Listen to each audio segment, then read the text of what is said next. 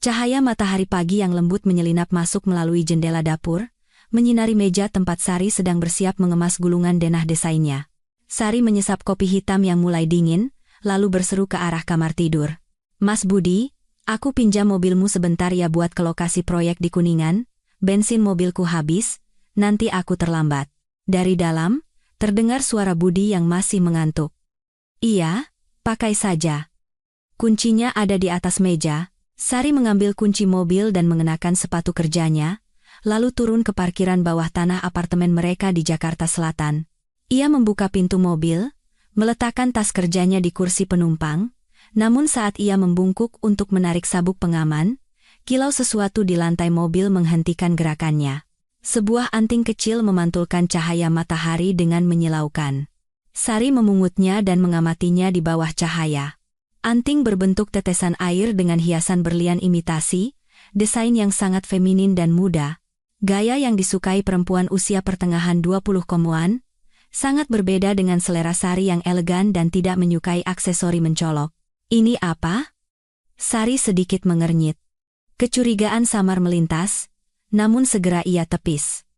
Budi adalah dokter bedah di Rumah Sakit Medika Utama, mungkin itu terjatuh dari pasien yang menumpang mobilnya.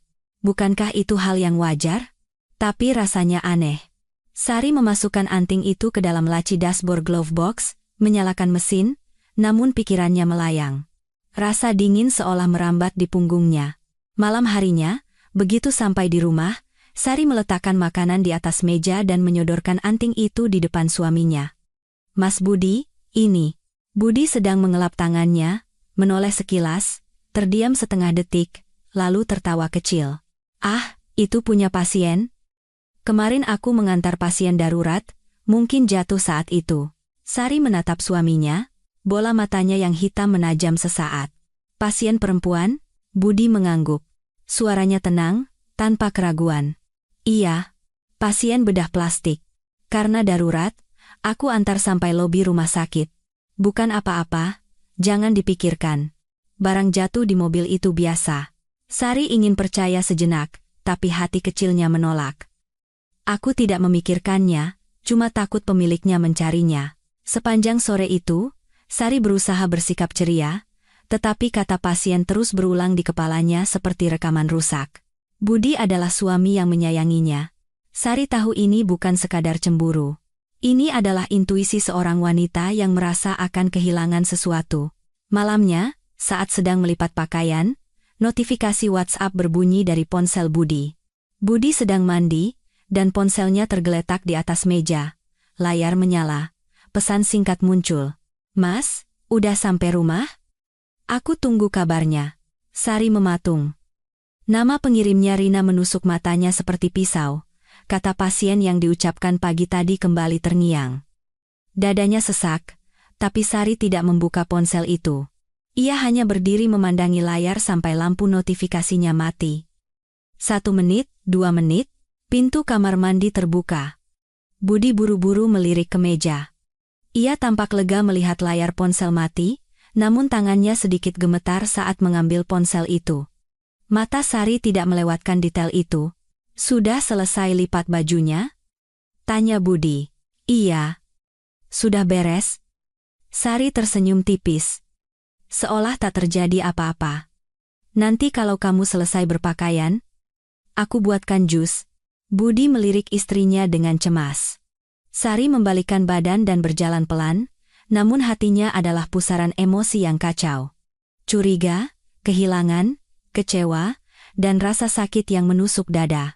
Malam itu, saat mereka berbaring bersisyan, Budi mengulurkan tangan memeluk Sari. Sari tidak menghindar. Diam saja, tapi matanya terbuka lebar dalam kegelapan. Notifikasi WhatsApp berbunyi lagi, sangat pelan. Seolah seseorang sengaja mengirim pesan larut malam untuk memancing reaksi. Budi tersentak, menarik tangannya dari pinggang Sari, mengambil ponsel, dan memunggungi istrinya. Cek pesan pasien sebentar.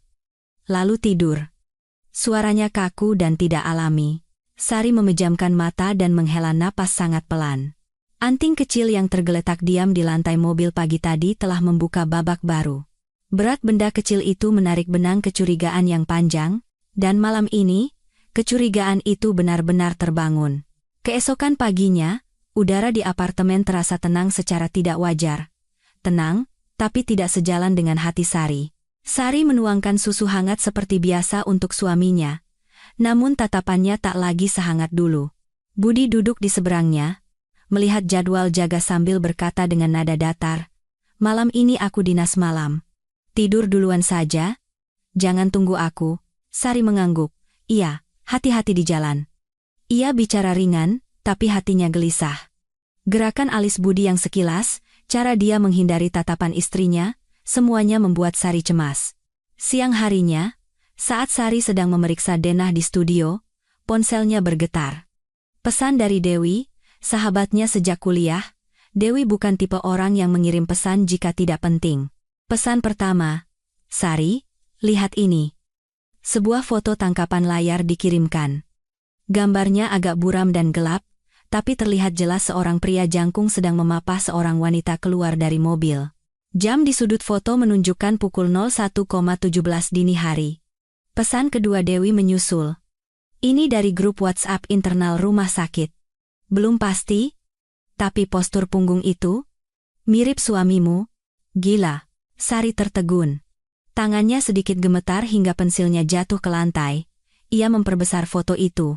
Mobilnya jelas mobil Budi. Cara pria itu memiringkan bahu untuk memapah wanita itu sangat familiar.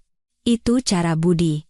Wanita dalam foto mengenakan jas dokter, berambut panjang dan bertubuh mungil. Terlihat seperti dokter residen PPDS yang baru masuk. Tenggorokannya tercekat. Sari membalas cepat. "Dapat foto dari mana?" Dewi langsung menjawab, "Temanku iseng foto pas lagi ramai di grup. Begitu aku lihat, aku langsung kirim ke kamu. Sari, perhatikan baik-baik.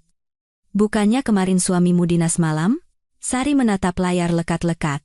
Beberapa detik kemudian ia membalas, "Iya, benar." Ingatan tentang notifikasi pesan semalam muncul kembali. Pesan yang buru-buru disembunyikan Budi. Semua kepingan puzzle mulai menyatu, membuat punggungnya merinding. Sore harinya, saat Budi pulang untuk berganti pakaian persiapan dinas malam, Sari bersandar di pintu kamar tidur, menatapnya lama. Budi mengeluarkan beberapa baju ganti dan memasukkannya ke dalam tas. Sari memanggil pelan, "Mas." Budi terlonjak kaget dan menoleh. "Kenapa?" Sari tidak berbasa-basi. "Kemarin dinas malam sampai jam berapa?" "Sampai pagi." Budi menjawab cepat. "Pasien banyak sekali, sibuk setengah mati." Sari mengangguk, lalu mendekat dan menyodorkan ponselnya. Layar menunjukkan foto yang dikirim Dewi. "Ini kamu?" Mata Budi membelalak melihat foto itu, lalu menyipit. Beberapa detik kemudian ia tertawa canggung. "Ya ampun, foto buram begini kamu percaya? Kamu juga?" "Bukan percaya, aku minta penjelasan." Budi mengusap keningnya. "Kemarin operasinya selesai larut, Rina, rekan dokter residen, agak pusing karena efek obat bius ringan sisa prosedur. Jadi aku papah dari mobil ke ruang istirahat rumah sakit. Itu saja. Bukan apa-apa." Suaranya terdengar rasional, medis, dan akrab. Tapi kali ini tidak berhasil meyakinkan Sari. Sari menatap suaminya dalam-dalam. "Yakin?" Budi meletakkan tangan di bahu Sari. "Tentu saja." "Aku dokter?" "Masa berbohong?" Kata-kata itu justru menyulut api kecil di dada Sari. Sari memaksakan senyum. "Iya. Oke. Pergilah kerja. Jangan telat." Budi tersenyum dan mencium kening Sari ringan. Kebiasaan yang dulu hangat, hari ini terasa menjijikkan. Begitu Budi keluar dan pintu tertutup, rumah menjadi sunyi senyap. Ponsel Sari berdering. "Dewi menelepon." "Sari, kamu baik-baik saja?" "Aku khawatir banget." Sari menatap pesan itu lama sebelum menjawab dengan suara serak.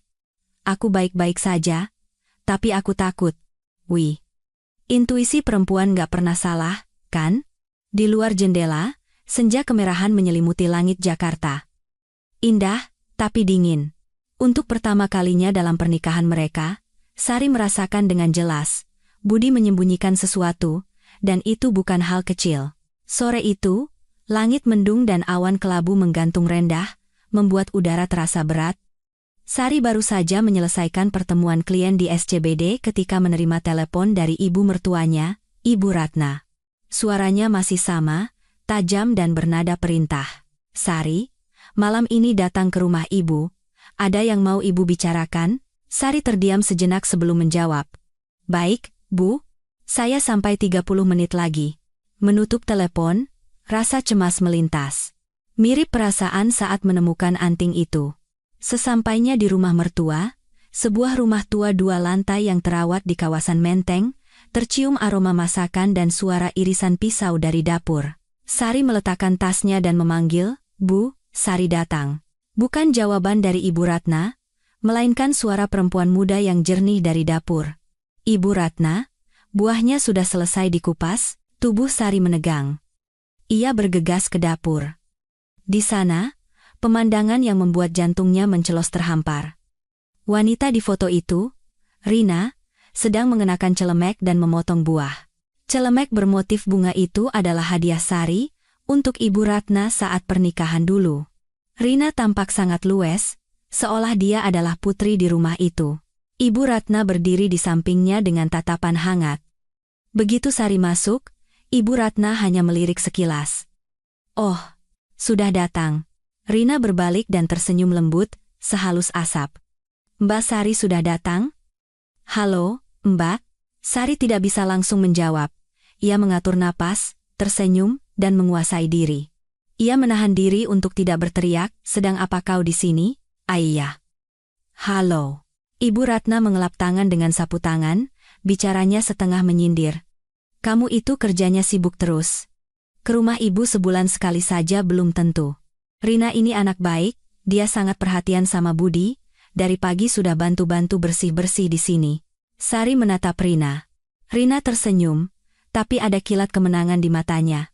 Rina berkata, Ibu Ratna minta tolong dibantu di rumah, jadi saya datang. Sekalian belajar, biar bisa bantu Mas Budi juga. Rasanya seperti ada pecahan kaca jatuh di hati Sari. Ibu Ratna berkata tegas, Sari, kamu terlalu sibuk kerja sampai menelantarkan suami. Budi itu capek dinas malam terus, siapa yang dampingi? Untung ada Rina yang bantu perhatikan, jadi Budi nggak sakit. Kata-kata itu menusuk jantung. Bu, maksud ibu apa? Sari berusaha tetap tenang. Ibu Ratna menghela napas. Laki-laki itu kerja keras, butuh ada yang mengurus. Kamu terlalu fokus sama karier, Budi jadi kesepian. Jujur saja, kamu introspeksi diri dong. Lihat Rina. Rina di sebelahnya pura-pura menunduk malu. Ibu Ratna, jangan bicara begitu, saya jadi nggak enak sama Mbak Sari. Saya cuma bantu kok. Sari melihat adegan itu dan merasakan dengan jelas, bahkan di rumah mertuanya sendiri, posisinya sedang digantikan perlahan-lahan. Ia menarik napas dalam. Bu, kenapa ibu membiarkan orang luar masuk rumah sembarangan? Ibu Ratna membelalakan mata. Orang luar? Rina ini baik.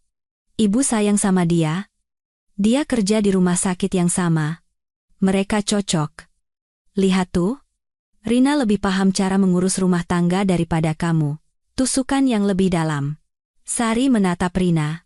Rina pura-pura menunduk mencuci buah sambil menyunggingkan senyum tipis. Punggung Sari terasa dingin. Ini bukan lagi sekadar kecurigaan. Sari berkata ringan, baiklah. Saya mengerti.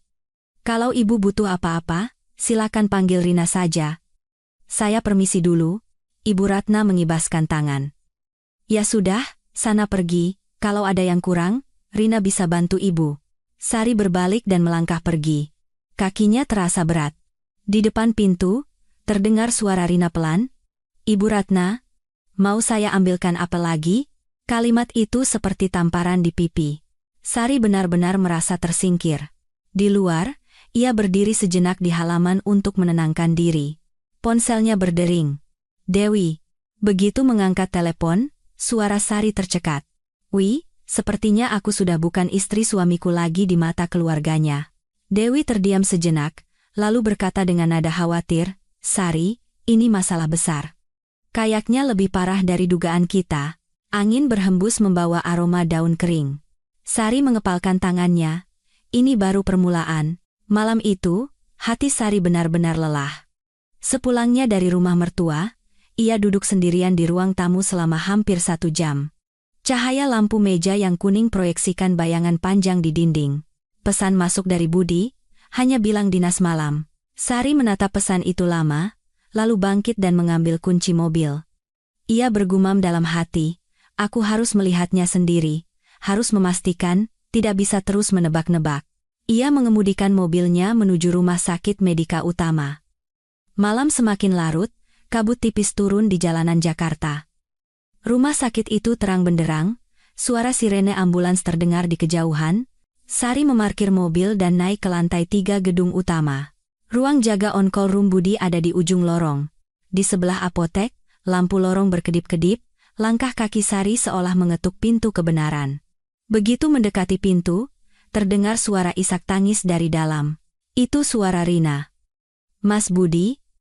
Aku beneran capek. Aku butuh sandaran. Suara Rina bergetar, seolah menahan tangis. Sari membeku, punggungnya merinding.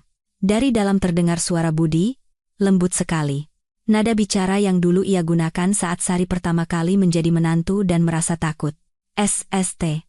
Anak baik, aku yang urus semuanya. Aku ada di sini, jangan nangis. Setiap kata menikam jantung Sari dengan presisi. Meski tidak melihat ke dalam, suara itu sudah cukup menggambarkan adegannya dengan jelas, membuat jantungnya sesak. Sari bersandar ke dinding, mencengkeram tali tasnya erat-erat, napasnya memburu. Ia ingin mendobrak pintu dan berteriak, sedang apa kalian? Tapi kakinya seolah terpaku di lantai. Ia masih memegang sisa-sisa ketenangannya. Jika ia masuk sekarang, ia benar-benar takkan sanggup menahannya. Seorang perawat muda lewat, mengenali Sari. Mbak Sari? Kari Dokter Budi? Sari tersentak, buru-buru menggeleng. Ia memaksakan senyum. Ah, cuma mau titip barang. Tapi sepertinya lagi sibuk, saya pulang dulu ya. Perawat itu menatap Sari beberapa detik, lalu berlalu dengan tatapan iba. Sari masih berdiri, menajamkan telinga. Terdengar suara kursi digeser, isakan Rina, dan Budi berkata pelan, nggak bisa tidur lagi ya? Nanti aku ambilkan obat.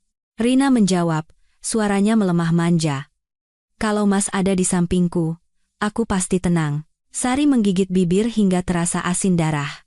Ia menengadah menatap langit-langit, memaksa napasnya teratur. Jantungnya berdegup sampai ke tenggorokan. Sari mundur selangkah, lalu selangkah lagi, menjauh dari pintu sampai bisikan itu tak terdengar, lalu berbalik dan menuruni tangga perlahan. Setiap langkah terasa seperti menguliti hatinya sendiri. Di lantai 2, ponselnya bergetar. Dewi. Begitu mengangkat, suara Sari pecah. Aku di rumah sakit. Dewi bertanya panik, ketemu? Gimana? Sari memegang pegangan tangga, menarik napas dalam. Cuma dengar. Budi.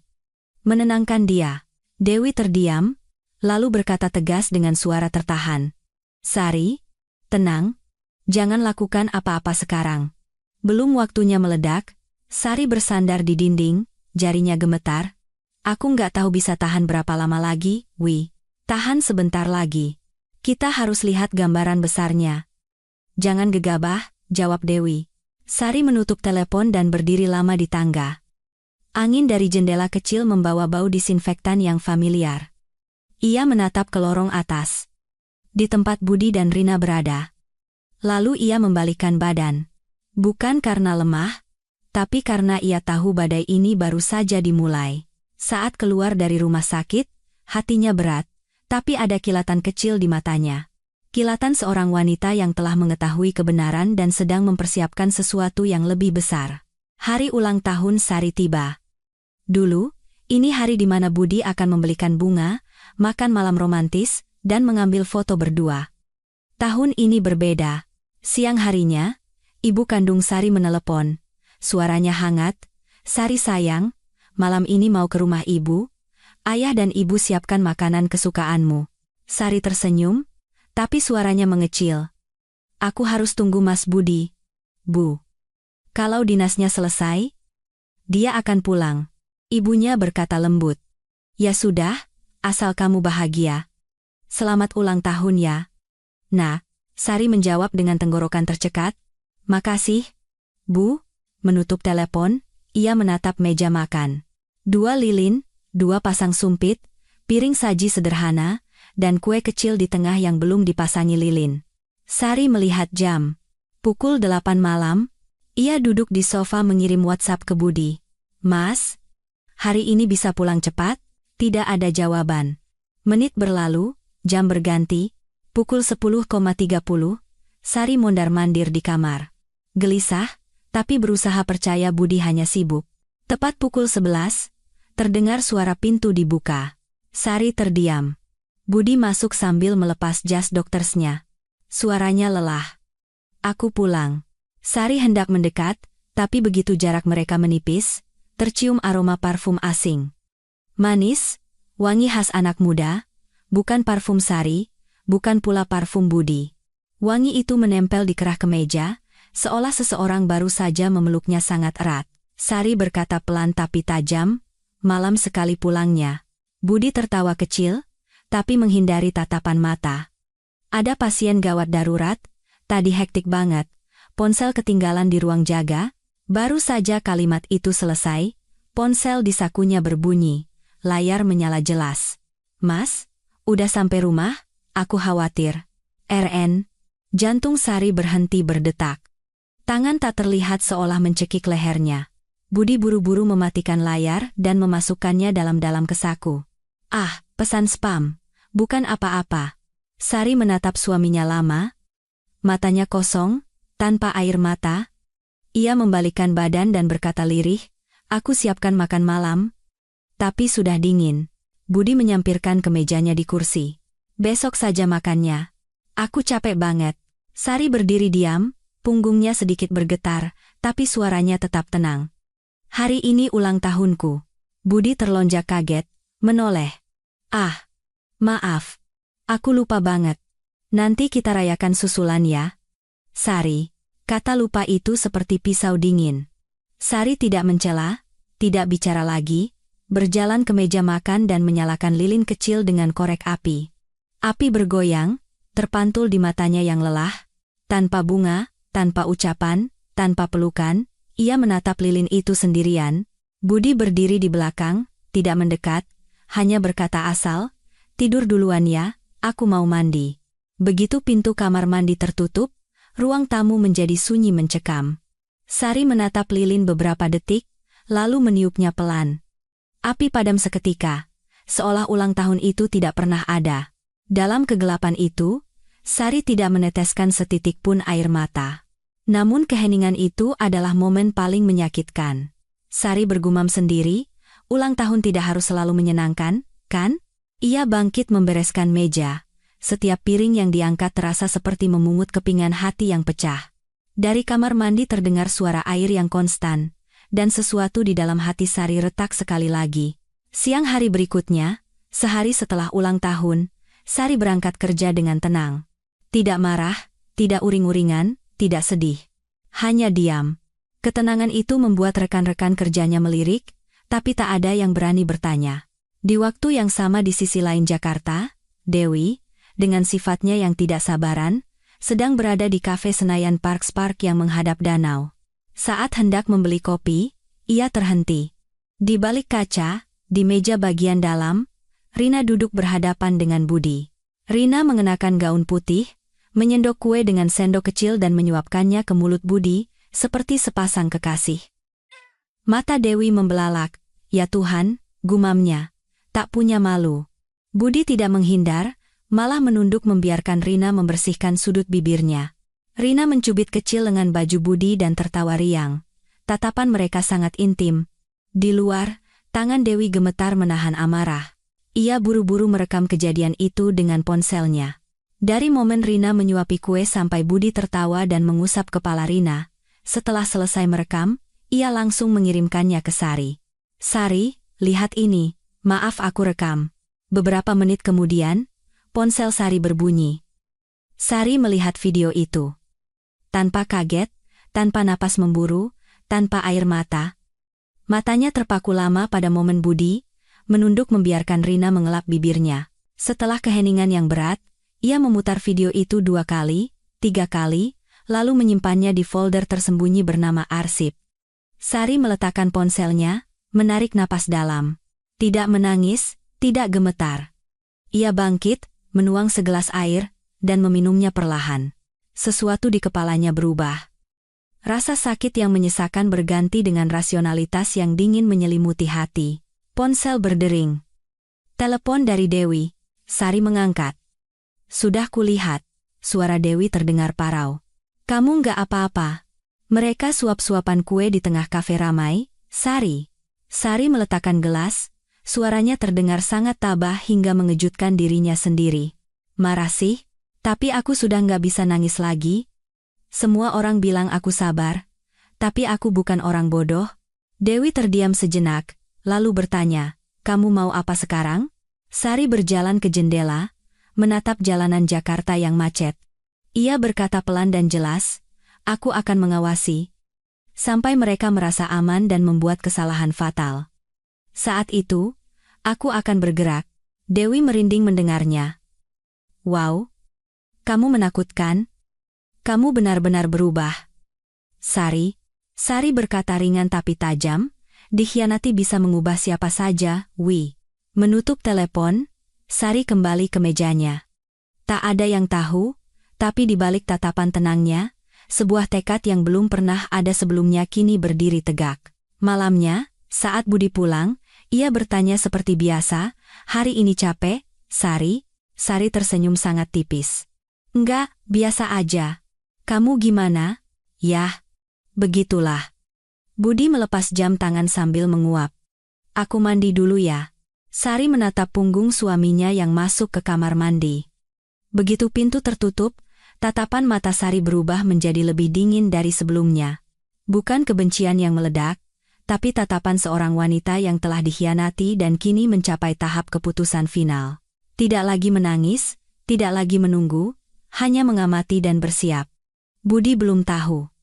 Badai yang ia ciptakan sendiri mulai berputar mendekatinya. Sore itu Jakarta mendung aneh, angin menggoyangkan pepohonan di pinggir jalan, menyisakan hawa panas yang membuat udara terasa pengap. Sari pulang kerja lebih awal. Bukan untuk memberi kejutan pada suami, bukan karena rindu. Hanya ingin pulang. Tempat yang dulu ia sebut rumah, kini terasa seperti rumah orang asing. Ia memarkir mobil di depan rumah. Tepat sebelum membuka pintu, terdengar suara tawa kecil dari dalam. Tawa itu terlalu akrab. Tawa Rina yang manja dengan nada akhir yang lembut. Pintu terbuka, dan sesuai dugaan, Rina keluar lebih dulu. Rina mengenakan kaos ketat dan celana jeans, rambut dikuncir kuda, tangan menjinjing tas merah muda. Sangat natural, seolah itu rumahnya sendiri. Melihat Sari, Rina terhenti setengah detik, lalu tersenyum manis. Mbak Sari, pulangnya cepat. Saya habis bantu Mas Budi beres-beres rumah, agak berantakan, jadi saya bantu rapikan cepat. Rumahku dirapikan dia? Sari tidak maju, tidak juga minggir, hanya menatap dengan tenang. Matanya sunyi tapi dingin seperti kaca. Rina memegang tasnya dengan dua tangan, menghindari tatapan Sari. Beneran cuma bantu sebentar kok, Mbak, kata Rina lagi dengan suara kecil. Sari tidak menjawab. Tidak mengangguk, tidak menggeleng, hanya menatap Rina. Tatapan yang dimengerti oleh wanita manapun. Kapan aku memberimu izin masuk? Saat itu, Budi muncul dari belakang Rina. Ia sudah berganti kaos santai, rambutnya basah. Habis mandi. Melihat istrinya, wajahnya memucat. Sari, kok pulang cepat? Ada kepanikan jelas dalam suara Budi. Sari menatap lurus. Suaranya datar. Aneh ya kalau aku pulang cepat ke rumahku sendiri? Rina pura-pura menunduk memainkan tali tas, menghindari mata Sari. Budi menelan ludah. Suaranya sedikit bergetar. Ah, itu. Aku minta tolong Rina bereskan kamar. Gudang. Ada kotak berat yang mau dirapikan. Kamu kan sibuk. Sari memotong dengan nada rendah tapi tajam. Suami masih hidup sehat, tapi panggil orang luar buat beres-beres rumah? Kenyamanan rumah itu seketika lenyap, digantikan keheningan yang menyesakkan. Rina berkata pelan, saya cuma bantu lipat bahu kok. Sari menatap Rina. Tidak menaikkan suara, tapi tatapannya membekukan lawan. Keluar masuk kamar tidur orang lain itu namanya membantu? Rina panik dan tergagap. Saya, Budi buru-buru menyela. Jangan salah paham. Kotak di gudang berat, aku minta tolong Rina. Kamu kan gak pulang-pulang? Sari bertanya langsung. Jangan berputar-putar. Sampai kapan mau menyembunyikan ini dari aku? Budi ternganga, kaget istrinya bisa bicara sefrontal ini. Sari melangkah satu langkah lebih dekat, menghadapi mereka berdua. Siapa yang izinkan masuk ke rumahku tanpa izin? Budi membuka mulut tapi tak ada kalimat utuh yang keluar. Ketenangan Sari hari ini lebih menakutkan. Ketenangan itu membuat Budi semakin gelisah. Rina memelankan suaranya. Kalau begitu saya pamit dulu. Silakan kalian bicara. Ia menunduk dan melewati Sari. Saat berpapasan, Rina melirik cepat.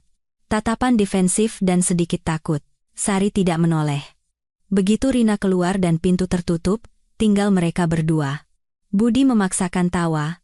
Kamu berlebihan deh. Cuma bantu-bantu. Sari meletakkan tas di meja, bergerak pelan. Emosi yang ditekan terasa di udara. Kamu pintar menjelaskan. Tapi tindakanmu beda sama ucapanmu. Kamu pikir aku curiga? Emang kamu nanggak curiga? Suara Budi meninggi sedikit. Sari langsung menjawab. Enggak. Aku sudah enggak curiga lagi. Budi mengernyit. Maksudnya? Sari menatap mata suaminya dalam-dalam. Tatapan dingin yang membuat Budi memalingkan wajah. Sekarang aku sudah yakin. Tidak menangis, tidak marah-marah, tidak mencaci. Tapi ketenangan itu membuat Budi berkeringat dingin. Sari mengambil kunci di meja, masuk ke kamar tidur, dan menutup pintu. Budi berdiri di luar, merasa seperti badai sedang mendekat. Dan dia tidak tahu, ini baru permulaan dari keretakan. Jembatan kesabaran di hati Sari mulai runtuh perlahan. Keesokan paginya di kantor, saat sedang membereskan dokumen, telepon dari Ibu Ratna masuk. Suaranya anehnya lembut sekali. Sari, malam ini makan di rumah ibu ya? Ibu masakan kesukaanmu. Ayo kita rukun lagi sebagai keluarga. Sari menatap layar ponsel beberapa detik sebelum menjawab. Baik, Bu. Saya datang. Ibu Ratna terdengar senang. Ibu tunggu ya. Sari menutup telepon dan meletakkan ponselnya pelan.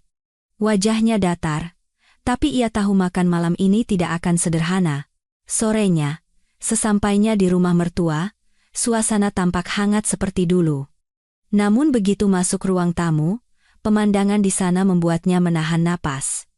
Rina duduk di tengah meja makan. Bukan sekadar duduk, ia memakai celemek rumah dan menyendokkan lauk untuk Ibu Ratna. Senyumnya lebar. Ibu Ratna, ini dimakan mumpung masih hangat. Saya yang masak loh. Ibu Ratna tampak senang. Aduh, anak ini memang baik banget. Pinter masak, telaten urus budi, nggak kayak orang lain yang tahunya kerja terus. Kalimat terakhir diucapkan sambil menatap lurus ke arah Sari. Budi duduk di samping Rina dengan wajah tegang, tapi tidak membela istrinya. Sari berdiri beberapa detik, tersenyum. Senyum tanpa emosi, tapi mengubah atmosfer ruangan. Maaf Bu, saya terlambat. Ibu Ratna mengangkat dagu, bicara dingin. Masuk saja? Enggak ada yang nungguin kamu kok. Sari meletakkan tas dan duduk. Rina langsung berdiri dengan gaya dibuat-buat. Mbak Sari, duduk sini. Saya ngalah deh kasih tempat duduk yang enak. Bicaranya manis, tapi matanya memancarkan kemenangan. Sari duduk tanpa bicara. Ia melihat meja makan. Semua menu yang dulu biasa Sari masak untuk mertuanya, hari ini dimasak oleh tangan Rina. Ibu Ratna mengambilkan potongan daging besar ke piring Rina dengan sayang. Makan yang banyak. Kamu kan capek ngurusin Budi. Rina tertawa kecil. Iya, Bu.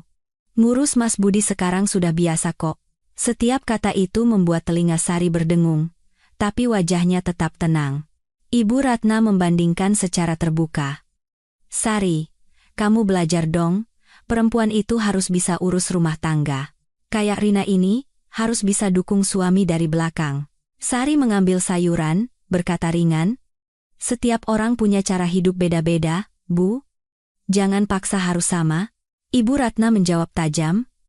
Tetap saja istri harus bisa pegang suami. Kalau orang lain yang pegangin, nanti diambil baru tahu rasa. Suasana membeku. Budi menunduk canggung. Bu, sudah dong? Ibu Ratna melotot pada anaknya. Memang ibu salah ngomong? Rina meletakkan sumpit, pura-pura serba salah. Ibu Ratna, jangan salahin Mbak Sari. Mbak Sari kan sibuk, jadi kadang suka kelewatan.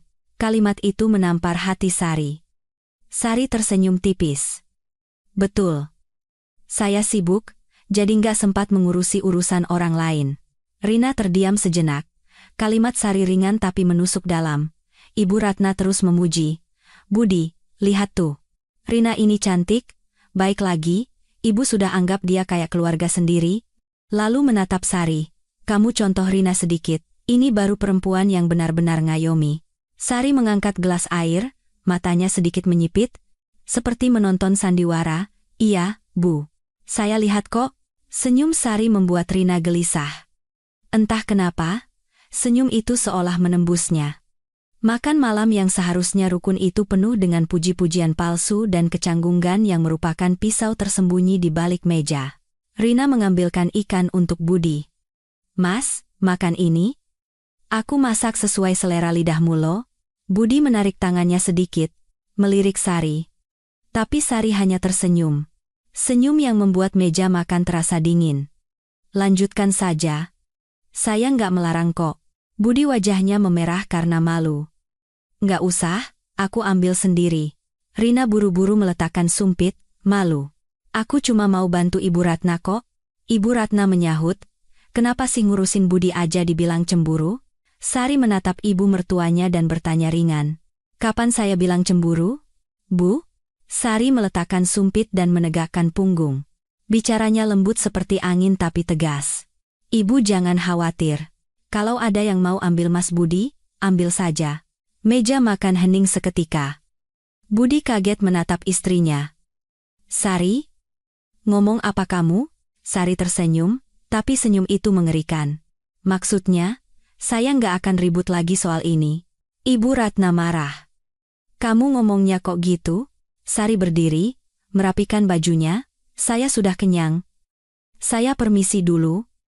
Tanpa suara keras, tanpa tangisan, tanpa rengekan. Tapi dalam keheningan yang berwibawa itu, semua orang bingung.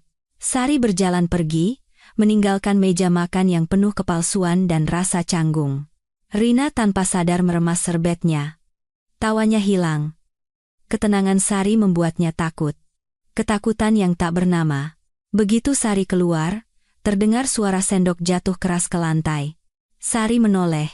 Rina berdiri di samping Budi, memegang dadanya, pura-pura kehilangan keseimbangan. Ibu Ratna langsung berdiri. Kenapa dia? Budi, papa dia? Budi panik hendak mengulurkan tangan. Rina sudah menjatuhkan diri ke arah Budi. Namun dalam sekejap, Sari melangkah cepat dan menahan dada Budi dengan tangannya, menghalangi.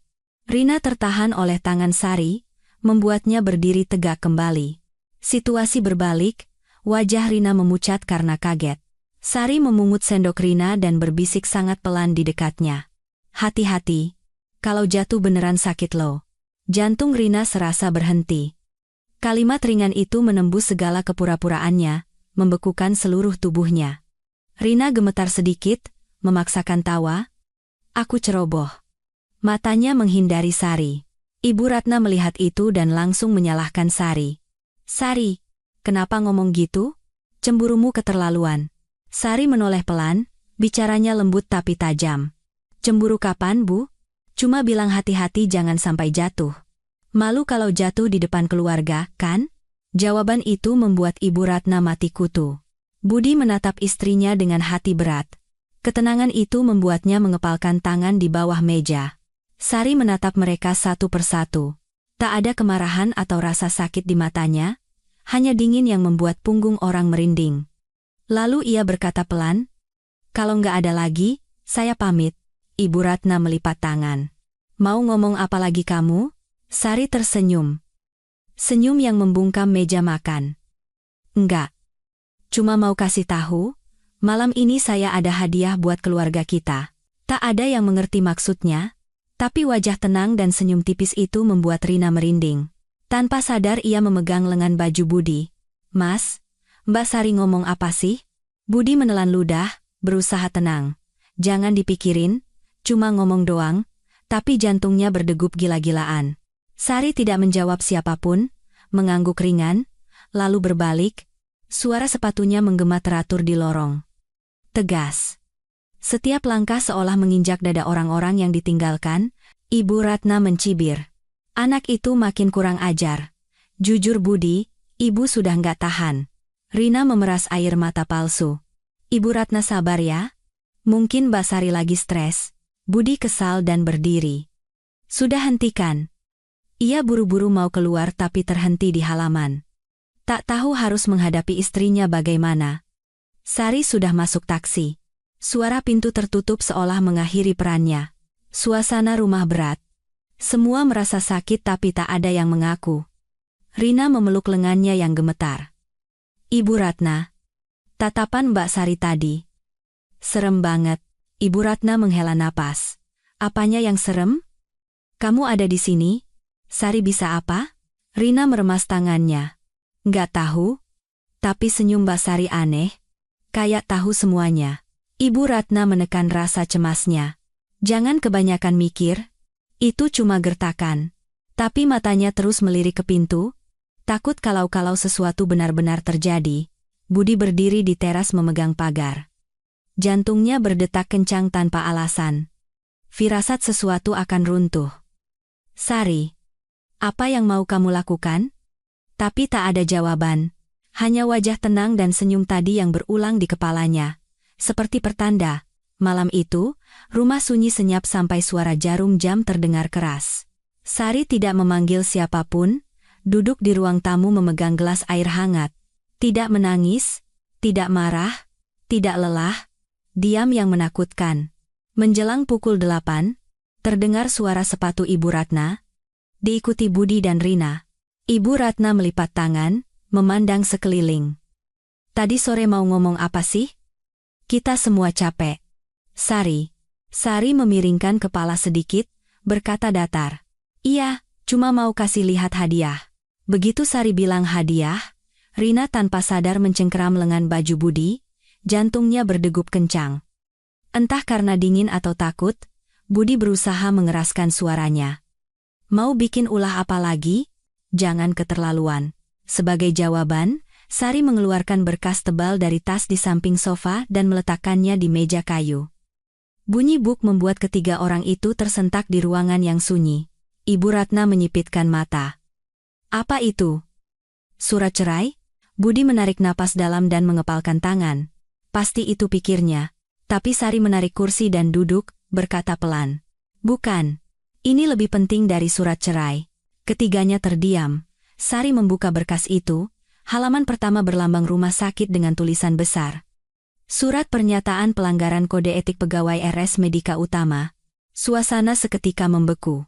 Wajah Ibu Ratna memucat. Sari. Apa ini? Sari memutar berkas itu agar semua bisa membaca. Ini aturan disiplin rumah sakit Mas Budi. Poin 4B. Dokter yang melakukan hubungan intim tidak pantas dengan staf internal dan mencemarkan citra rumah sakit akan dikenakan skorsing 6 bulan dan penahanan promosi selama 5 tahun. Suaranya datar tapi setiap kata menampar telinga. Budi langsung berdiri. Kamu ancam aku pakai ini? Gila kamu? Sari tidak melihat Budi, membalik halaman kedua. Di sini rumah sakit butuh bukti. Jadi saya sudah siapkan. Sari mengeluarkan USB perak dari tasnya dan meletakkannya sejajar di meja. Rina kakinya lemas sampai harus bersandar ke kursi. Bibirnya gemetar. Mbak, itu dapat dari mana? Sari menatap Rina dan tersenyum lembut yang aneh. Ah, Dewi kirim video. Wajahmu kelihatan jelas loh. Di kafe Senayan Park jam 3 sore, Rina menyuapi kue ke mulut Mas Budi. Jantung Rina rasanya berhenti, wajahnya pucat pasi. Tangannya gemetar hingga kukunya menancap ke daging. Ibu Ratna menatap Budi, lalu ke USB itu, tenggorokannya tercekat. Budi, kamu beneran begitu? Wajah Budi pucat, berusaha tenang. Bu, jangan dengerin Sari. Cuma teman kerja. Sari yang ngarang. Sari melipat tangan, tatapannya sedingin air es. Kalau cuma teman kerja, Silakan USB ini diserahkan sendiri ke rumah sakit, saya nggak akan halangi. Budi membatu. Menatap USB itu seperti melihat ular berbisa. Sari memiringkan kepala. Kenapa? Nggak berani ambil? Tak ada yang bisa bicara. Bahkan Ibu Ratna yang selalu membela anaknya pun tergagap. Budi. Kalau nggak ada apa-apa kenapa mukamu pucat begitu? Budi menggeretakkan gigi. Nggak ada apa-apa. Tapi suaranya gemetar seperti benang tipis. Sari tertawa ringan seperti angin. Jangan khawatir. Belum saya kirim kok. Tapi bisa saya kirim kapan saja. Udara di ruangan terasa berat. Rina menarik napas dalam, nyaris tak bisa berdiri, kakinya lemas. Berkata lirih, Mbak. Mbak mau saya gimana? Sari menatap mata Rina lurus-lurus, berkata sangat datar. Ingat saja, apa yang kamu lakukan di belakang orang, ada harganya. Rina menunduk, bahunya gemetar. Untuk pertama kalinya, sosok lemah palsunya tak bisa menutupi ketakutan aslinya. Budi memukul meja. Brak. Sari. Ngancem orang itu keterlaluan. Sari berdiri, memasukkan kembali berkas ke tasnya dengan rapi. Bukan ancaman, cuma kasih tahu konsekuensi. Ia berbalik ke Ibu Ratna. Bu, saya pulang istirahat dulu ya, capek. Dan dalam keheningan mutlak, Sari keluar. Tak ada yang bisa mencegah. Tak ada satu kata pun. Ibu Ratna terduduk di kursi memegangi kepalanya. Kalau video itu keluar, tamat riwayatmu, Budi. Rina menutup mulut, tapi air matanya tak mendapat simpati. Budi berdiri di tengah ruang tamu, napasnya sesak. Untuk pertama kalinya dalam pernikahan, ia tahu istrinya menakutkan, dan untuk pertama kalinya, Sari tahu mereka gemetar ketakutan karenanya, sampai detak jantung mereka pun terdengar. Malam itu hujan gerimis turun di Jakarta. Jatuh rintik-rintik di balkon apartemen Sari dan Budi, jam menunjukkan tengah malam, tapi ruang tamu masih sama. Sari duduk di sofa memegang gelas air hangat, tidak menangis, tidak marah, diam yang mencekam. Pintu kamar terbuka, Budi keluar. Kemejanya kancingnya belum terkancing semua, rambut acak-acakan, wajah pucat, berdiri beberapa detik mencari kata-kata, suaranya pecah. Sari, kita bicara sebentar. Sari meletakkan gelas, mengangkat kepala. Tak ada dingin di matanya, tapi tak ada juga kehangatan yang dulu. Bicaralah. Budi menarik napas dalam, duduk di seberangnya. Lampu kuning mempertegas wajah tegangnya. Ia meremas kedua tangannya. Kamu mau apa? Setiap kata berusaha tidak gemetar. Mau aku minta maaf dan putus sama Rina? Atau mau aku hapus videonya? Sari menatap lurus, dingin tapi tidak berteriak, berkata pelan dan jelas. Aku nggak mau apa-apa. Jaga kehormatanmu sendiri. Anggap saja video itu ada. Budi menunduk meremas rambutnya. Sari, jangan ngomong gitu. Aku cemas setengah mati. Sari menaikkan alis. Yang cemas itu kamu karena takut kehilangan, bukan aku. Budi mengangkat kepala. Wajahnya makin pucat. Kehilangan apa? Sari meletakkan tangan di meja, berkata datar. Pekerjaan, citra baik yang kamu bangun selama ini. Posisi di rumah sakit, masa depan yang kamu pikir nggak akan pernah hilang. Budi bungkam. Udara terasa mencekik. Saat itu, bayangan orang terlihat di lorong, bersandar di dinding. Rina, dengan maskara luntur dan tangan gemetar, menempel di dinding mendengarkan setiap kata. Di dalam, sikap Budi berubah. Untuk pertama kalinya tak ada kesombongan dalam suaranya. Maafkan aku. Aku salah. Tapi ibu juga tahu kan. Sari tertawa ringan, menyela. Senyum yang membuat merinding. Aku nggak peduli pendapat ibu. Mulai sekarang, mau kamu ngapain sama Rina, itu kebebasanmu. Aku nggak peduli lagi. Kalimat itu memutus tali yang selama ini membuat Budi merasa istrinya masih mencintainya. Budi langsung berdiri, maksudnya apa? Kamu nggak cemburu lagi? Aku nggak dibutuhkan lagi? Sari berdiri, tatapannya dalam. Kamu jawab sendiri. Sari masuk ke kamar dan menutup pintu. Tidak dibanting, ditutup pelan. Tapi pelan itu merobek hati Budi. Budi terduduk di sofa memegangi kepalanya. Ya Tuhan! Gimana ini? Di lorong, Rina menggigit bibir sampai berdarah. Dalam hati ia berpikir, kalau Budi goyah, tamatlah aku. Nggak boleh. Harus buat dia nggak bisa balik ke istrinya. Matanya menyala merah karena cemburu. Ia lari keluar lorong menuju lift. Ponsel di tangannya terus bergetar. Di waktu yang sama, di rumah Ibu Ratna. Sang ibu duduk di tempat tidur berpikir, lalu menelepon anaknya. Budi, dengerin ibu. Kalau nggak kamu selesaikan sekarang, hidupmu hancur. Sari pegang kelemahanmu, jadi bersikaplah lebih lembut. Rina itu cuma mainan. Ngerti? Budi memegang kepalanya. Bu, aku kapek banget.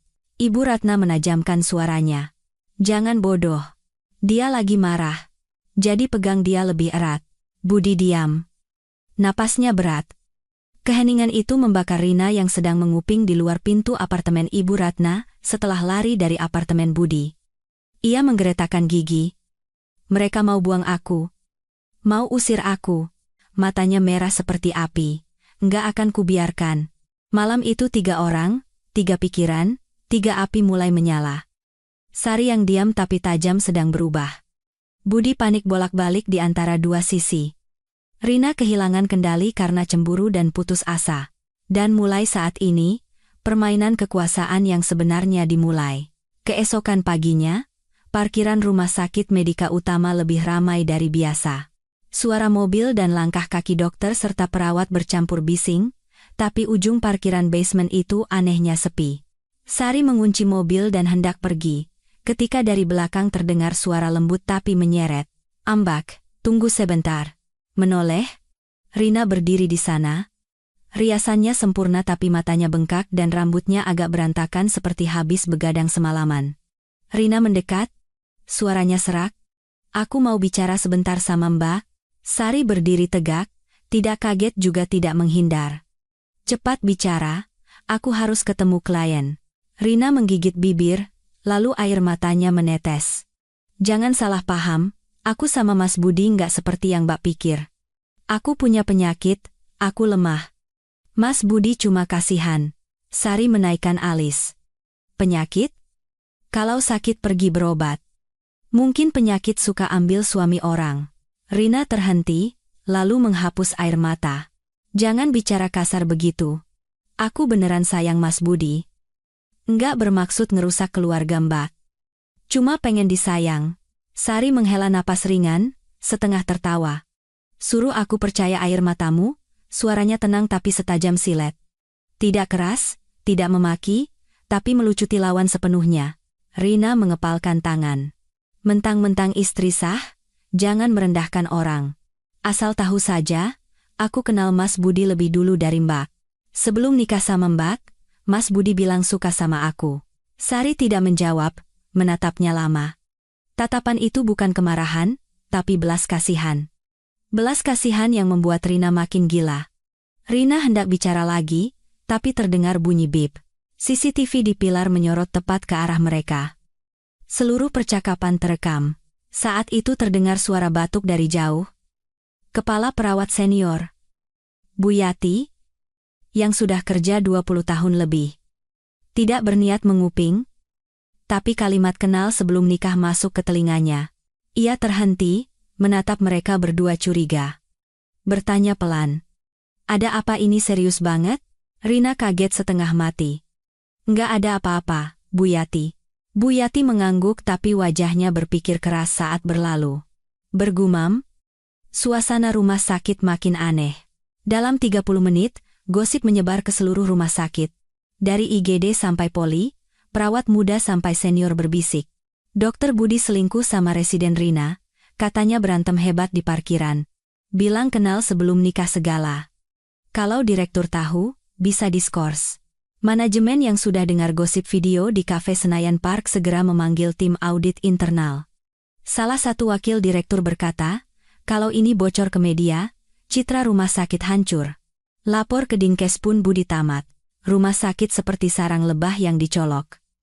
Sari bersikap seolah tak terjadi apa-apa, memeriksa berkas medis proyek desain interior RS.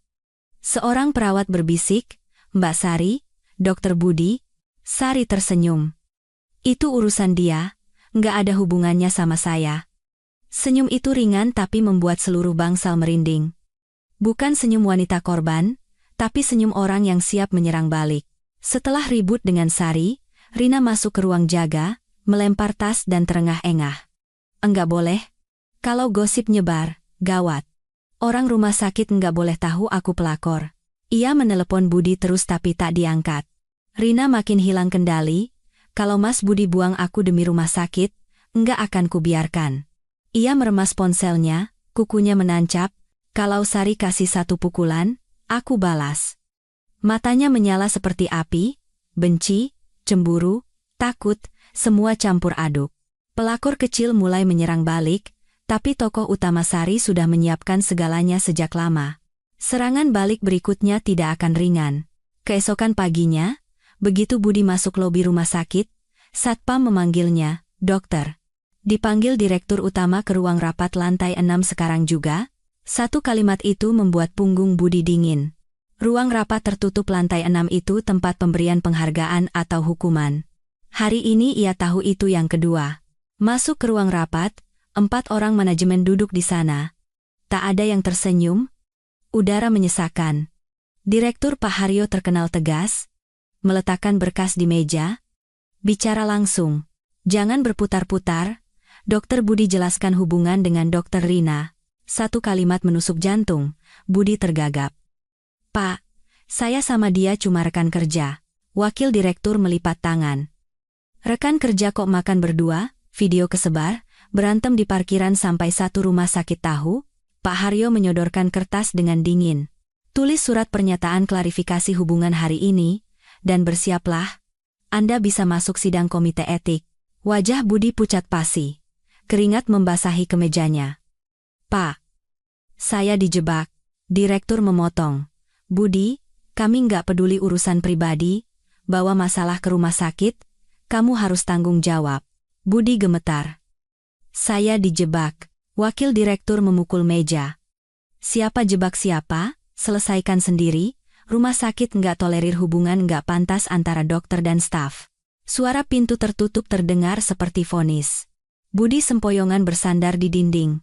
Belum pernah ia merasa sehinaan ini. Di ruang pemeriksaan, Rina gemetar dipanggil tim audit internal. Perawat berbisik, "Rina dipanggil tuh." Gawat kayaknya. Rina menggigit bibir sampai berdarah. Saat tim audit pergi sebentar, Rina menarik sahabatnya ke pojok, bicara gemetar. "Bukan salahku. Ini semua salah Mas Budi. Dia nggak tegas makanya aku begini." Suaranya bukan pura-pura lemah lagi, tapi marah yang gila. Temanya tanya, "Sekarang gimana?" Rina bicara panik. "Kalau aku kena sidang etik, aku dipecat." Ia memukul lemari. "Semua gara-gara Mas Budi. Katanya mau ngelindungin, katanya mau cerai, nyatanya di rumah masih ada Sari." Sorenya Ibu Ratna lari tergesa-gesa ke apartemen Sari.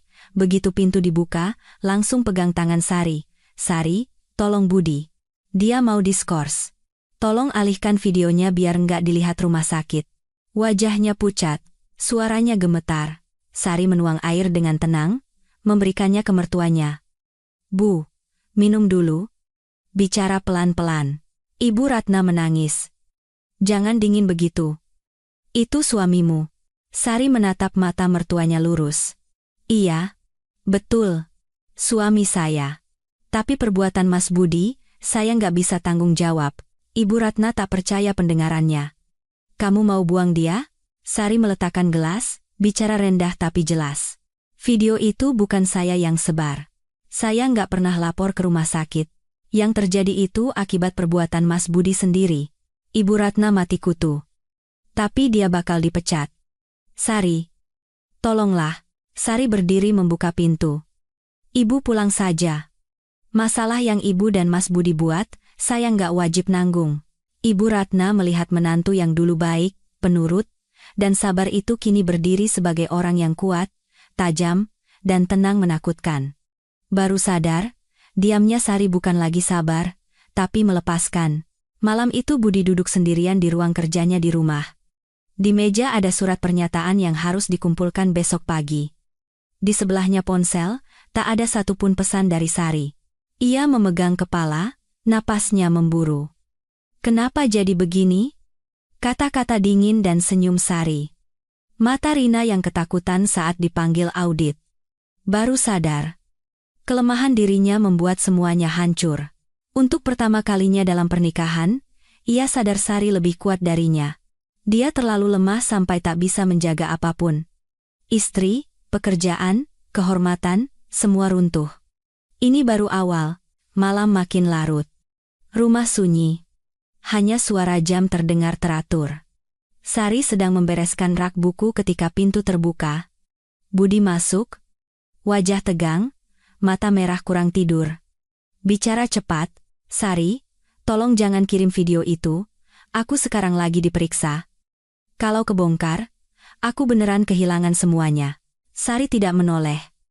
Tetap merapikan buku dengan tenang. Aku nggak kirim. Budi lega.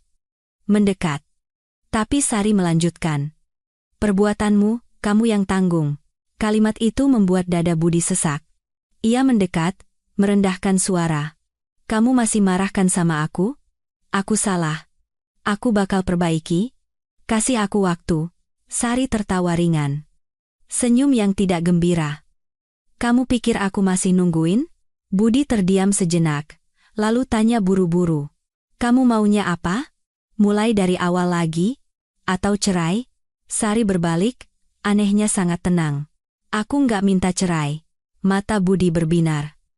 Berarti kamu masih sayang aku? Masih mau jaga keluarga kita? Sari menggeleng. Kamu salah paham. Sari mendekat, bicara jelas. Enggak cerai. Tapi mulai hari ini kita bukan suami istri lagi. Budi membeku. Sari, maksudnya apa? Seperti yang kamu dengar. Mata Sari tak goyah sedikit pun. Di atas kertas kita masih nikah, tapi peranmu di hidupku sudah selesai. Budi mengepalkan tangan. Napasnya pendek. Kamu ngetes aku? Mau aku buktiin? Sari mengernyit. Suaranya dingin. Nggak perlu dites, nggak ada yang perlu dibuktiin. Budi menggeretakkan gigi. Terus kenapa ngomong gitu? Sari menatap mata suaminya lurus-lurus, berkata berat. Aku akan mengeluarkan kamu dari hidupku. Sedikit demi sedikit, saat itu Budi merasa dadanya dipukul orang. Mundur selangkah memegang meja. Sari. Itu, kamu beneran gak bakal maafin aku? Enggak. Sari bicara ringan. Nungguin kamu jadi dewasa itu terlalu melelahkan. Budi menyipitkan mata. Suaranya putus asa. Terus kita ini apa? Orang asing yang tinggal serumah. Sari jawab cepat. Pemisahan emosi total. Nggak sakit hati? Nggak nahan? Nggak mohon-mohon? Budi tergagap. Rina itu. Aku nggak bisa putusin sekarang. Dia ngancem. Kalau aku buang dia bakal bocorin rahasia lain ke rumah sakit. Aku nggak berkutik. Ngertiin dong. Sari tersenyum pahit. Jadi aku dijadikan tameng, Rina dijadikan ban serep. Budi mukanya merah, tak bisa jawab. Sari menatap kecewa. Kamu berdiri di tengah, tapi orang yang berdiri di tengah itu yang jatuh duluan. Sari membuka pintu. Kita tinggal bareng sampai urusanmu selesai. Tapi sekarang, jangan sentuh privasiku lagi. Budi memegang lengan Sari. Kalau ngomong gitu aku gimana hidupnya? Sari, aku cinta kamu. Sari melepaskan tangannya, tenang menakutkan. Aku nggak butuh cintamu. Sari keluar dan menutup pintu pelan. Suara itu bagi Budi seperti robekan. Terduduk di kursi memegang kepala. Baru saat inilah ia tahu rasanya. Orang yang dicintai ada di depan mata, tapi rasanya sudah kehilangan sepenuhnya. Malam itu Sari berbaring di tempat tidur. Tatapannya sunyi, tidak sakit, tidak meledak-ledak, hanya ada keringanan orang yang sudah memutus luka lama. Malam itu dia melangkah melewati pintu baru, pintu kesadaran. Di ruang tamu, Budi masih duduk. Baru sadar Sari sudah berubah dan tak akan pernah kembali. Pagi hari di kantor desain Cahaya Pagi, sinar matahari masuk lewat kaca besar menyinari meja Sari. Sari menyesuaikan denah dengan tangan, matanya cerah dan fokus. Setelah bilang kita bukan suami istri, Sari benar-benar berubah total. Tak ada lagi memikirkan Budi, tak ada khawatir soal rumah tangga, tak ada air mata untuk pernikahan beracun. Ponsel berdering. Dewi dan rekan kerja lari masuk, wajahnya penuh semangat. Mbak Sari, Klien kakap. Minta ketemu langsung lihat denah. Sari mengangkat kepala. Siapa? Dewi kaget bicara. Pak Hartono, bos grup properti Hartono, pemilik jaringan hotel mewah HP Luxury. Kalau dapat proyek ini, kantor kita naik kelas banget. Sari terdiam sejenak. HP Luxury adalah nama besar di properti dan interior. Tanya ringan. Bilang apa dia? Lihat portofolio Mbak. Katanya suka gaya minimalis tapi mewahnya. Mau kasih proyek desain resort di Bali. Sari tersenyum. Ayo kita siapkan. Senyumnya tak lagi lemah. Tajam. Percaya diri, penuh energi. Sorenya ada meeting di kafe area Gunawarman. Sari pakai dress sutra hijau Tosca, rambut dicepol ringan, make up natural. Masuk kafe, beberapa orang melirik, bukan karena cantik mencolok, tapi aura wanita yang sudah lepas dari pernikahan beracun, dewasa dan tenang. Hartono, pria 30-an akhir yang necis, berdiri tersenyum, Mbak Sari, saya Hartono. Denahnya sangat mengesankan, saya mau kerja sama jangka panjang. Sari jabat tangan, bicara jelas. Terima kasih kepercayaannya. Sketsa awal saya kirim dalam 3 hari. Hartono mengangguk. Saya tunggu. Meeting berjalan lebih lancar dari dugaan. Pulang di tengah senja, Sari merasa dirinya yang dulu sudah mati total. Aku yang sekarang adalah orang lain. Saat itu tak jauh dari kafe, mobil perak diam parkir. Budi di dalam melihat dari balik kaca, melihat Hartono membukakan pintu mobil untuk Sari. Senyum ringan istrinya, sisi lembut yang hilang, terlihat lagi. Budi bergumam. Sari, kamu berubah banget. Dulu wanita yang berangkat kerja dengan mata bengkak karena nangis, sekarang bersinar. Budi gigit bibir, cengkeram setir, tangannya memutih. Dulu wanita yang sabar hidup demi dia, sekarang meninggalkannya dan jadi begitu menarik. Penyesalan merayap di setiap napas. Malamnya Sari pulang, di teras Ibu Ratna sudah menunggu. Sari, Ibu buatkan teh herbal. Minum ya. Sari agak kaget. Iya. Saya ganti baju dulu. Makasih Bu. Ibu Ratna pegang tangan Sari. Sari, soal makan malam kemarin, Ibu minta maaf. Ibu keterlaluan? Jangan dipikirin, suaranya lembut beda dari biasa. Wanita di depannya ini takut keluarga beneran hancur. Sari jawab singkat. Bu, nggak usah minta maaf. Saya sudah lupa. Tapi ketenangan itu bikin Ibu Ratna makin cemas. Malam itu Sari duduk di meja, menggambar garis proyek baru. Lampu meja menyinari wajahnya lembut, fokus dan cantik. Di balik pintu, Budi berdiri diam, melihat istrinya seperti orang asing. Tak menangis, tak cemburu, tak memohon, tak menyalahkan, diam-diam meninggalkan dia, dan maju ke depan. Budi tanya dalam hati. Beneran mau buang aku? Sari membalik halaman baru dengan ringan. Tak mendengar suara hati Budi. Tak perlu dengar. Karena dia bukan lagi wanita yang dulu. Pagi hari lobi bedah ramai orang. Sari menyerahkan denah renovasi ruang steril, baru mau keluar, Dewi lari terengah-engah. Wajahnya campur marah dan semangat. Mbak Sari, ini gila banget. Dewi bicara buru-buru sambil pegang ponsel erat. Sari lihat wajah temannya, bicara ringan. Kenapa heboh banget, Wi? Dewi tarik Sari ke pojok sepi, sodorkan ponsel. Lihat ini, lebih gila dari video kemarin. Di layar ada file rekaman suara. Suara perawat wanita tua bicara pelan dan jelas. Rina itu emang gak beres. Di rumah sakit ini udah 2 kali ngerusak rumah tangga orang. Dua-duanya istrinya sampai mundur. Dewi menjelaskan. Yang ngomong itu Bu Jade, mantan kepala perawat yang udah pensiun. Dulu akrab sama Rina jadi tahu semua. Rekaman lanjut. Bukan cuma itu, uang kotak amal pasien juga pernah dia tilep. Waktu itu kepala bagian nutupin jadi aman. Itu pura-pura lemah, nangis-nangis sakit. Siapa di rumah sakit ini yang gak tahu? Dewi menggeretakkan gigi. Dengerin? Pantesan dia berani gitu ke kamu. Sari lihat semua data lagi. Rekaman, foto, pesan lama Bu Jade. Kebenaran terpampang nyata, tapi wajah Sari tetap tenang. Tak ada marah atau ngamuk, tanya ringan. Mbak Jade mau bersaksi kalau perlu? Dewi mengangguk. Asal yang nanya orang berwenang, dia mau ngomong. Sari tutup ponsel, tarik napas dalam. Oke. Makasih. Dewi mengernyit. Kamu nggak mau ngapa-ngapain? Sari bicara ringan. Nggak perlu. Orang salah bakal kebuka sendiri aibnya. Sampai rumah, Sari nyalakan laptop. Buka browser samaran, buat email anonim, lampirkan semua data dari Dewi.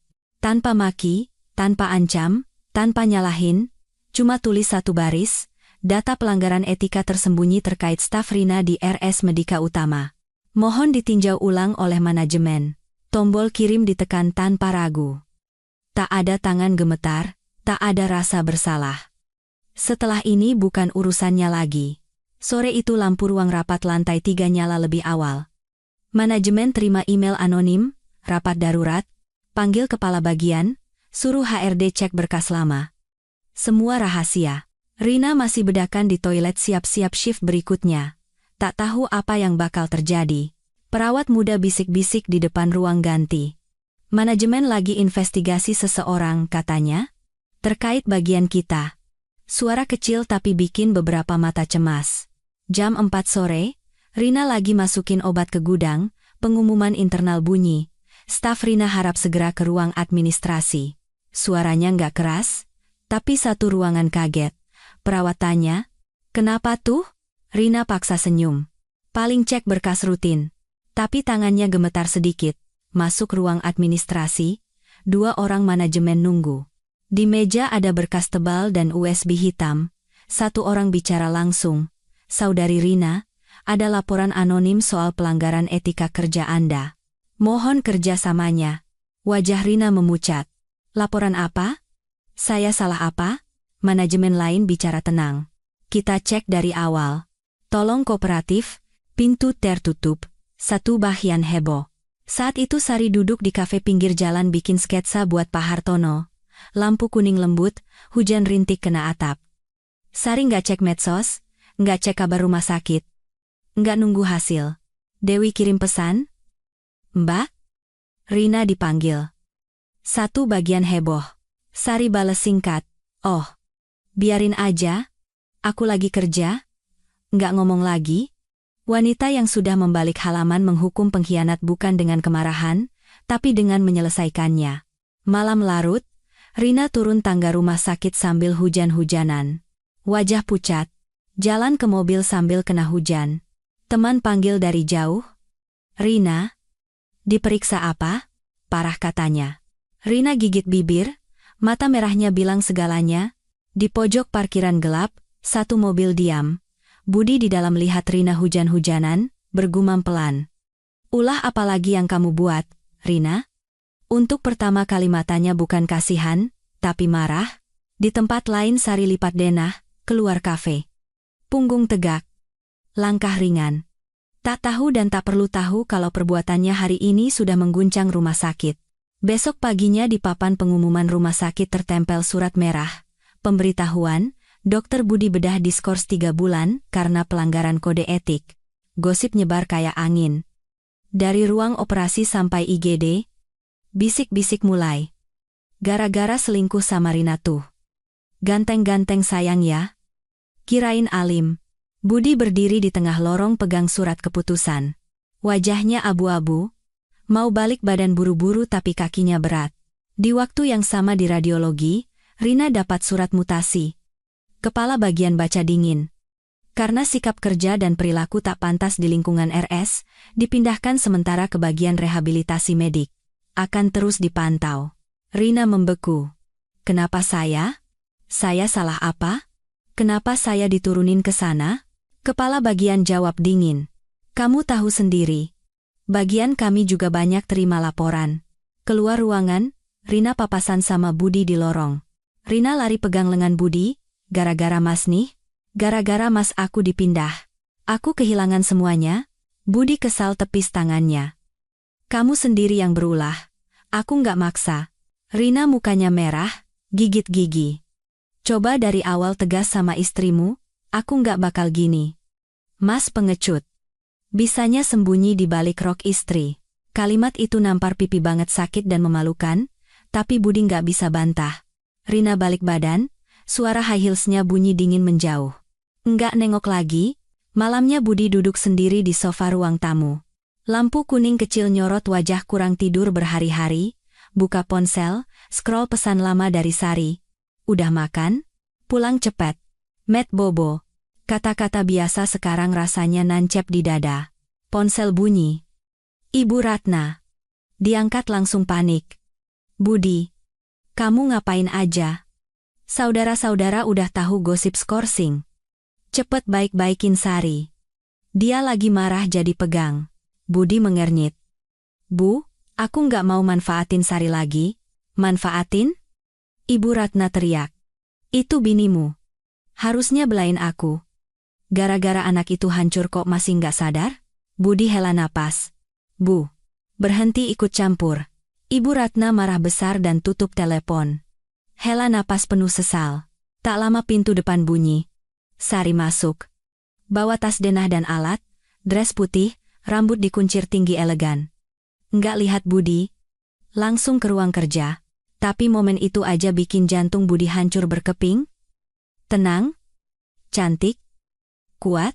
Wanita yang keluar dari kegelapan pernikahan. Budi bicara gemetar. Sari, malam banget pulangnya. Sari nggak nengok, bicara ringan. Deadline proyek Pak Hartono mepet. Aku kerjain di ruang kerja. Suaranya lembut tapi dingin kayak angin musim hujan. Budi berdiri mau ngomong tapi kata-katanya nyangkut di tenggorokan. Lihat punggung istrinya dan pintu tertutup, dadanya sesak mau mati, sendirian bergumam. Sari, aku beneran salah. Kali ini bukan tekanan rumah sakit, bukan omelan ibu, bukan pengkhianatan Rina. Tapi kenyataan Sari benar-benar meninggalkan dia yang bikin Budi runtuh. Gak teriak, gak nangis, diam-diam ninggalin dia di belakang. Itu yang paling sakit. Sore itu Jakarta hujan ringan. Tetes air kena kaca mobil, Sari parkir di depan tempat yang dulu disebut rumah. Tarik napas dalam, turun. Budi nunggu di teras. Kelihatan banget berantakan, kemeja kusut, mata merah, rambut acak-acakan. Lihat Sari langsung bilang, Sari, makasih udah dateng. Aku mau jujur semuanya. Sari nggak jawab, lewatin Budi masuk rumah. Sikapnya anehnya tenang banget. Di ruang tamu Rina udah duduk. Make up tebal, tatapan nantang tapi ada takutnya. Lihat Sari langsung berdiri.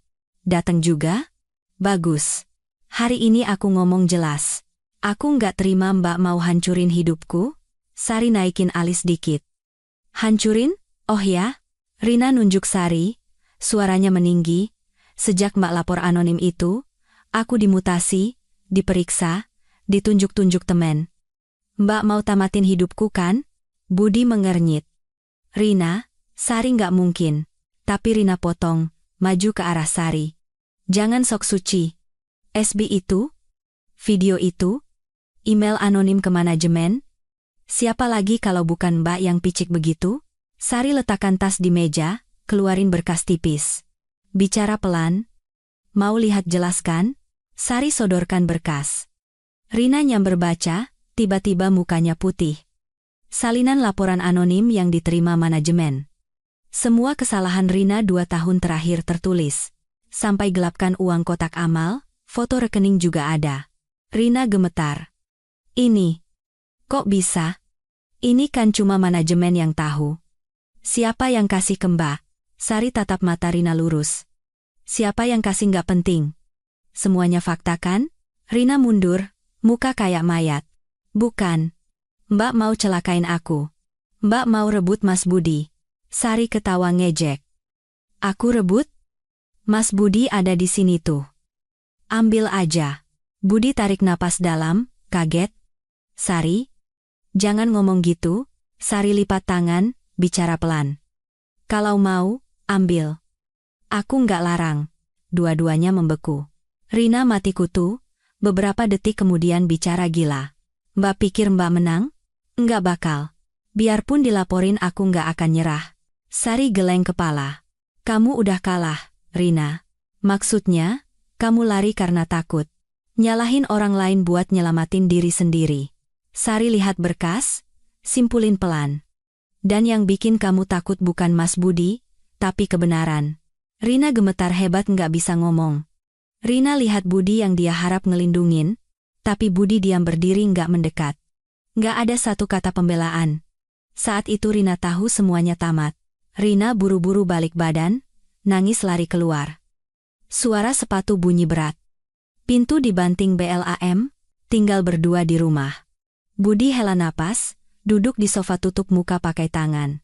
Sari, aku harus gimana biar kamu maafin? Sari lihat Budi, tatapannya agak lembut tapi tetap jauh. Maaf itu bukan dicari dari aku. Aku juga nggak bisa kasih.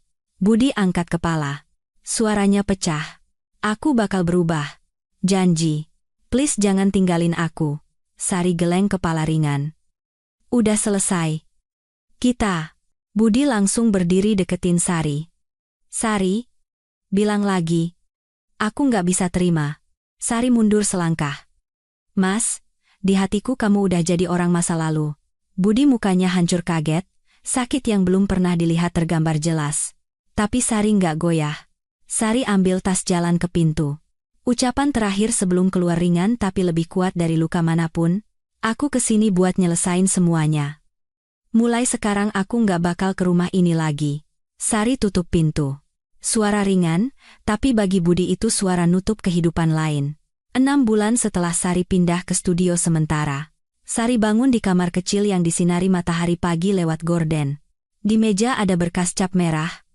Berkas cerai beres. Di sebelahnya amplop tipis isi semua bukti dari Dewi. Sari elus pinggiran berkas. Wajah tenang tapi tatapan dalam. Hari ini semua berakhir. Budi muncul di depan rumah Sari. Wibawa dokter yang dulu hilang entah kemana, jaket kusut, rambut acak, mata kurang tidur cekung dalam. Berdiri beberapa detik, suara gemetar bilang, Sari, boleh masuk? Sari geser badan. Masuk, kita bicara jelas. Udara kamar sunyi cuma suara detik jam. Budi lihat berkas di meja langsung sempoyongan mendekat. Tangan gemetar. Ini, Sari bicara jelas. Surat cerai. Aku udah tanda tangan. Sekarang giliranmu. Budi remas berkas. Suaranya pecah. Sari, beneran mau gini? Sari nggak hindari mata suaminya. Udah lama pengen gini. Hari ini cuma waktu yang pas aja. Budi tarik kursi duduk, remas 2 tangan. Sari taruh berkas lain di depannya. Ini syarat terakhir. Budi buka, langsung muka putih. Isinya, kalau Budi ke depannya ganggu, meneror, atau nunjukin obsesi ke Sari dengan cara apapun, semua bukti pelanggaran etik bakal dikirim ke Majelis Kehormatan Etik Kedokteran MKEK Nasional. Izin praktik dicabut. Budi angkat kepala. Suaranya hancur berkeping. Sari, ini ancaman. Sari geleng kepala. Bukan. Ini garis pengamanku. Biar kamu nggak iket aku atau nekan aku pakai perasaan lagi. Cerai terakhir yang saling menghargai. Kalau pilih jalan lain, aku juga bakal pakai caraku. Budi bahunya gemetar nggak tahan. Aku nggak nyangka bakal gini.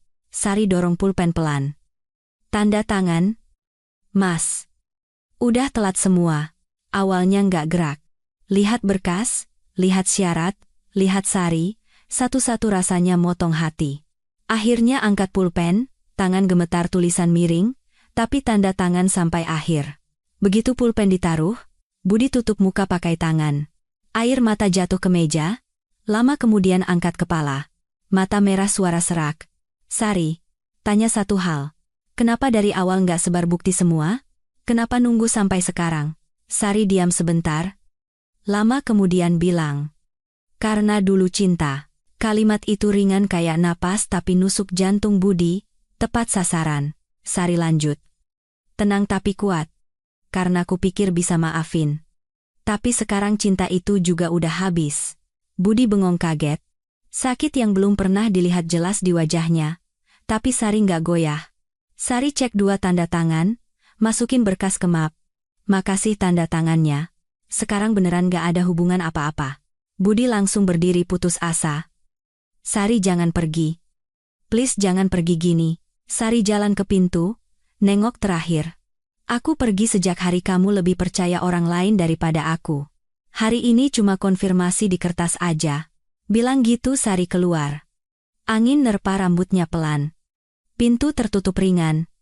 Nggak nengok lagi. Di dalam Budi terduduk di kursi remas berkas dan gemetar. Sakit hari ini adalah buatannya sendiri dan dia tahu nggak bisa diperbaiki. 6 bulan setelah tanda tangan, hidup Sari baru total. Dia sekarang diangkat jadi kepala tim interior resmi di perusahaan desain Cahaya Pagi. Di kantor modern, staf berdiri di depan meja dengerin penjelasan sketsa baru. Semua tatapan kagum. Staf muda bangga bilang, "Bu Sari, kemarin Pak Hartono lihat rendering 3D langsung bilang satu kata. Sempurna." Sari tersenyum. Tatapan tenang berwibawa. "Makasih. Ini hasil kerja keras semua. Proyek ini harus sempurna. Nggak ada pamer atau sombong. Tapi percaya diri bikin ruangan terang." Pak Hartono yang terkenal rewel sekarang sering undang Sari ngopi. Hubungan ringan, sopan, nggak buru-buru. Terasa ada rasa suka di jarak yang saling menghargai. Sari nggak buru-buru. Nikmatin hidup bebas yang dulu cuma mimpi. Sebaliknya hidup Budi jatuh ke dasar. Dari dokter menjanjikan sekarang jadi asisten di klinik ruko kecil di gang. Jas putih nggak lagi membanggakan. Kehormatan jatuh ke tanah. Teman menjauh. Pasien curiga. Sore itu pas pulang kerja, Budi nggak sengaja lihat sosok familiar di depan bekas rumah sakitnya. Sekilas tapi bikin berhenti. Sari. Pakai dress biru muda jalan pelan tapi percaya diri banget. Matahari sore nyinari wajahnya. Cantik yang menyakitkan. Budi gagap. "Sari." Tanpa mikir lari manggil buru-buru. "Sari." "Bentar." "Ini Budi." Tapi Sari nggak nengok. Enggak berhenti. Jalan lurus ke depan tanpa goyah. Panggilan itu seolah konfirmasi kalau dia udah nggak termasuk di hidup Sari lagi. Budi berhenti di tengah jalan lihat punggung yang menjauh. Tenggorokan sakit, mata perih, mantan rekan perawat lewat hela napas. Punya berlian nggak dijaga. Giliran hilang nyesal. Budi kepalkan tangan tapi nggak bisa ubah apa-apa. Malam itu Sari dan Dewi duduk di kafe pinggir bundaran HI. Lampu kota mantul di kolam, damai. Dewi dagu di tangan tanya tulus. "Beneran nggak nyesel tinggalin rumah itu?" Sari putar gelas pelan, matanya ada kilat bahagia lembut. Pelan tapi kuat bilang, "Nyesel? Enggak. Sejak kasih berkas itu aku bebasin diriku." Dewi ketawa lega. "Aku nungguin hari ini banget. Sekarang kamu paling cantik dan beneran kayak kamu." Sari sandaran di kursi lihat lampu kota. Lihat mobil yang ngalir tanpa henti. Enggak nunggu siapa-siapa balik. Enggak harap dia minta maaf. "Aku tenang, itu udah cukup." Dewi ngangguk. "Kamu berhak, Sari." Pas turun tangga kafe, angin malam nyapa rambut pelan. Lampu jalan nyorot wajah Sari, nampilin senyum bebas yang dibayar mahal. Nggak ada ikatan, nggak ada luka, nggak ada alasan nahan laki-laki lemah. Sari jalan anggun ke arah cahaya. Satu langkah demi satu langkah, kuat dan mantap. Wanita yang dulu diremehkan sekarang jadi orang yang bikin semua noleh. Dan saat dia melangkah, barulah nilai aslinya terlihat.